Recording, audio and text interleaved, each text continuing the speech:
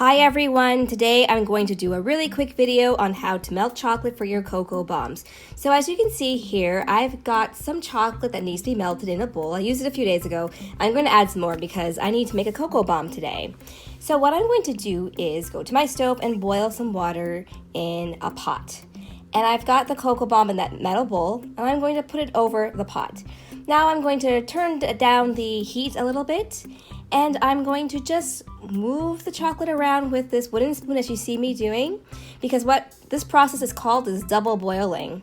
And it's going to melt the chocolate, and really all you have to do is, keep it on the stove until it's melted to the level that you like. It's really all that simple. Of course, just be careful because using the stove always can potentially present some problems, so just be careful. Also, you can get burns from the steam, so just be mindful of that. If you need to wear gloves, wear some gloves. But that's really it. It's a really quick video. This whole thing took me about 3 minutes to melt.